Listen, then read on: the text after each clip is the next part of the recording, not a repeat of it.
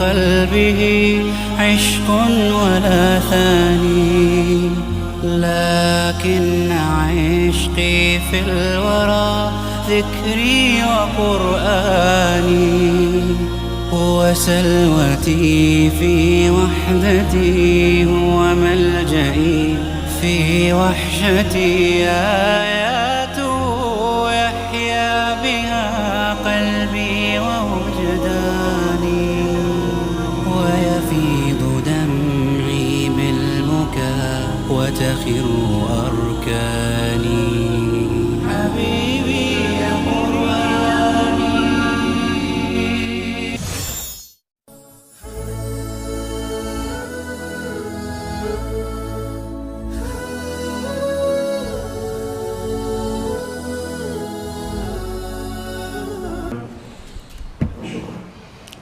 بسم الله، الحمد لله، والصلاة والسلام على رسول الله. اللهم وفقنا لما تحبه وترضاه، وبعد، فالسلام الله عليكم ورحمته وبركاته. أيها الأحبة، إن شاء الله تعالى وحين كقعدنا موضوع التصبيح ده كصابسا سيبا قرآن كي يسيدو قصة أروري وحكم ده أي قرآن كتضبا يا فرتن سورة دودا كم ده صدحي سيديتن آية دودا كم ده أي واحد تصبيح ده كقصة أرورتي تضبا يسيديتن قوبات إن واحد تلمامي ساترة انت هنلاقي أهمية الرب سيه سبحانه وتعالى التسبيح ده هي معناها بلارنا يحنبار سنتهاي إذا وحكم ده وحين كقعدنا بينو تلمامي دونا إن تصبيح سبحان الله أرجاسليا معنيس وحويا ربي ووحي أنا عنت من أقل من لقفقيه وتنزيه الله سبحانه وتعالى.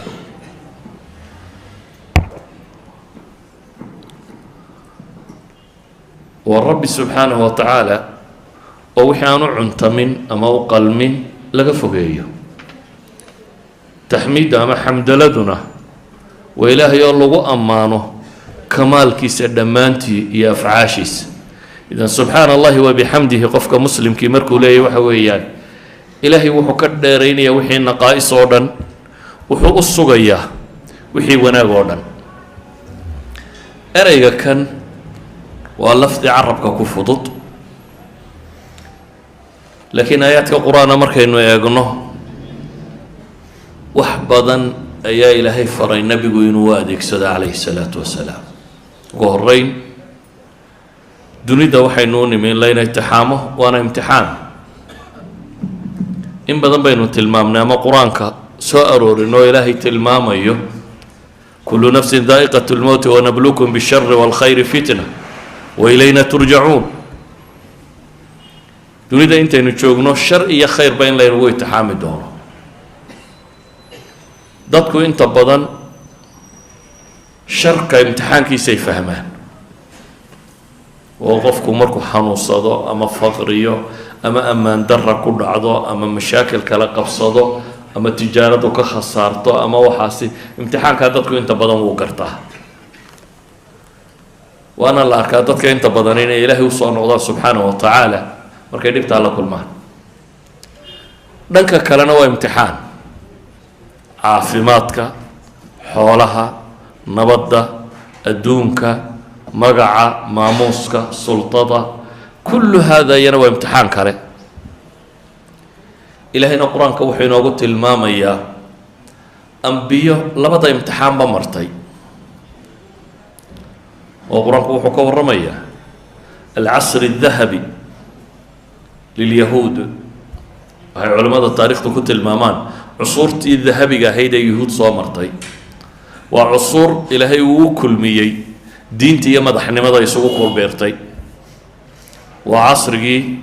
taaluud ka soo bilaabmayey ee nebiyullaahi daawuud uu qabtay madaxnimada kadib isagoo nebiya. taaluud iyo nebigii la joogay labay kala ahaayeen, laakiin casrigii nebi daawuud baa ilaahay isugu daray nebinimada iyo madaxnimadaba. kadibna nebi sulaymaan oo imtixaan ballaadhan la geliyey وإلهي ويديستي امتحانا سجد دبدي عدنبا انتو صلاة أما وقتي معرض الصامري وحده دافيي أي ربي وحو ويديستي امتحان كان كوين لقليه boqortooyo aan cid aniga iga dambaysa u cuntamin in lagu itixaamo tii baa la siiyey dabeetana wuu ku guulaystay imtixaanka markuu ku guulaystay ilaahay quraanka wuu ku ammaanay waxaana alla ku tilmaamay nicma alcabdu innahu awwaab baa ilaahay ku tilmaamay nicma alcabd doon fiican inuu yahay doonkii uu fiicnaa oo noqosho badan quraanka ilaahay anbiya kaloo tilmaamo imtixaama oo dhib lagu imtixaamay iyana waa rusul waa anbiyo quraanku nabi ayub wax kale inoogama sheegin imtixaankiisii mooyaane nabi ayub la imtixaamay oo imtixaankiisu xanuun yahay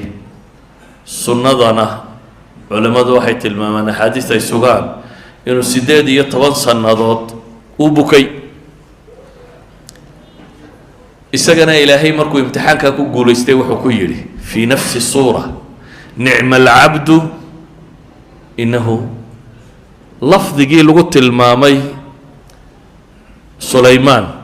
inna wajadnahu sabiran ni'ma al-'abdu ayaa ilaahay ku tilmaamay waxaanu helay adoon sabir badan inuu yahay isaguna ni'ma al-'abd awaabna waa lagu sheegay idan labada imtixaanba waa laba la ismariyo إلهي القرآن كوحنا وكورمي النبي الله محمد عليه الصلاة والسلام والله بدأ امتحان بالمريي لكن لبضى امتحان با وحيابا إلهي فرعين أديك سدسي وقوليسته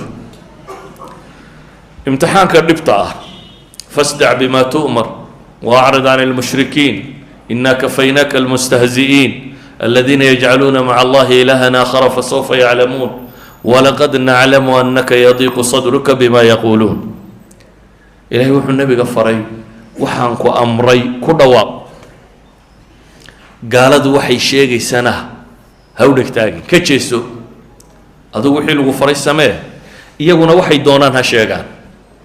وصاحر وكاذب وشاعر وكاهن وكان أي والله ما أقل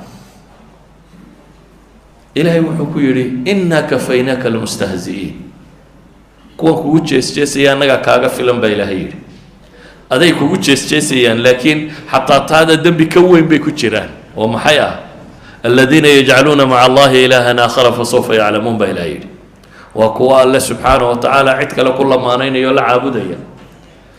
hadaba nabi maxamed cidhiidhi baa haleelay ka haleelay rabbi waxa laga sheegay iyo diinkiisa sida looga hor yimi waxaad qiyaastaa adiga naga wax laga yaabaa inuu dacwad baynu sheegno dadkii baa aqbali waay bal waxaad qiyaastaa iyadoo adeerkaaga laxmiga ahi uu ku dabagalo oo halkaad istaagtaba markaad tidhaahdo war ilaahay ka baqa uu yidhaahdo ka yar annagaa dhalay oo waxba ma sheegayo waa been waa dawaqayaa dhegaysanina maxaa kuu dhici lahaa yani inay dadku wax kaa dhegaystaan daaye haddii adeerkaa iskaa daba taago oo markaad wax sheegtaba isna wax ka daba sheegay nabiyullaahi maxamed calayhi salaatu wasalaam cid kale daaya adeerkii abiilaha baa daba taagnaa oo markuu wax sheegaba wax kale tilmaamayay ilaahay diintiis sida looga jeestay buu cidhiidhi galay nabigu calayhi salaatu wasalaam ilaahay baa uu markhaati furaya cidhiidhigaasi jiro walaqad naclamu annaka yadiqu sadruka bima yaquuluun baa ilaahay yidhi waa ognahay in laabtaadu cidhiidhiyoomayso waxay ku hadlayaan daraaddeed waxay ku hadlayaan daraaddeed inay laabtaadu cidhiidhiyoomayso aayaad kale qad naclamu innahu la yaxzunuka alladii yaquuluun falaclaka taarikun bacda maa yuuxaa ilayka wadaa'iqun bihi sadruk an yaquuluu lowlaa unzila calayhi kanzun aw jaa macahu malak aayaad badan baa ilaahay kaga warramaya nabiga calayhi salaatu wasalaam cidhiidhiga soo gaadhay laakiin malxal muxuu kaga baxayaa ilaahay wuxuu yidhi fasabbix bixamdi rabbika wakun min assaajidiin ilaahay u tasbiixso adigoo tasbiixdaada ku maraya amase ku dheehaya xamdiga alle subxaanahu wa tacaala inta sujuudana ku biiraya ka mid noqonaya waxay culimmadu yidhaahdaan halka kan waxaa nebiga loo sheegay dawaaun yustashfaa bihi min diqi sadr wa tiryaqun lilaxzaan bay yidhaahdaan dawo lagaga caafimaado laab cidhiidhiga iyo wax lagaga bogsado murugada iyo tiiraanyada oo ah subxaana allahi wa bixamdi iyo salaad ilaahay subxaana wa tacaala loo tukado. walidalik ay culimmadu waxay leeyihin ayaddani waxa ay sheegaysaa